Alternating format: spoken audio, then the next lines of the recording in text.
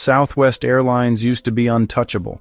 For decades, they dominated the skies with a business model so simple and efficient that competitors couldn't touch them. But today, that same strategy is becoming the reason they're falling apart. To understand Southwest's decline, you have to understand its rise. Southwest pioneered something called the Southwest model, a low-cost, highly efficient system built on three core ideas. First, point-to-point routing. While most airlines use the hub-and-spoke system, Southwest flew directly between smaller cities. This cut costs, reduced delays, and kept planes in the air longer. Second, they only flew one aircraft type, the Boeing 737. This meant cheaper maintenance, simpler training, and faster turnaround times. And third, famously quick turnarounds. Southwest crews could unload, clean, and reload a plane in minutes. While other airlines sat at the gate, Southwest kept moving. For decades, this formula worked flawlessly. Low prices, high efficiency, and a reputation for reliability. But over time, the world changed, and Southwest didn't.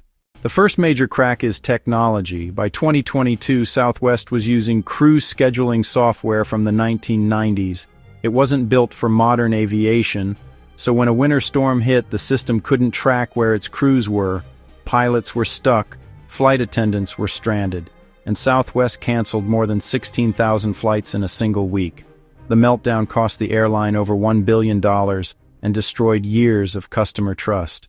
The next issue is the fragility of the point-to-point system. For years, it was their superpower. But today, it's one of their biggest weaknesses. In a hub system, airlines can reshuffle crews and aircraft. But in a point-to-point system, when one flight fails, everything fails. Delays cascade across the entire country. In 2022, that domino effect turned a bad storm into a nationwide shutdown.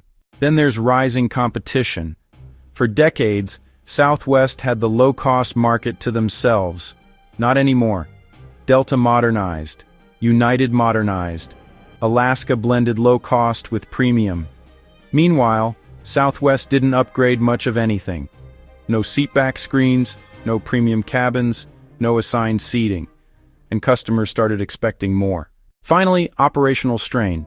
Southwest's fleet is aging. They're short on staff, and the FAA has launched multiple safety investigations. None of this is catastrophic on its own. But together, these issues paint the picture of an airline struggling to modernize. So where does Southwest go from here? The airline is investing over $1.3 billion in new technology, finally replacing its outdated crew systems. They're also upgrading to the 737 MAX, which lowers fuel costs and improves reliability. But delivery delays from Boeing mean progress is slow, and while Southwest works to catch up, competitors are racing ahead with premium cabins, loyalty upgrades, and international expansion. Southwest's next 5 years will define its future. If they can modernize fast enough, they can reclaim their reputation. If not, they risk becoming a relic in an industry that no longer rewards simplicity. Thanks for watching.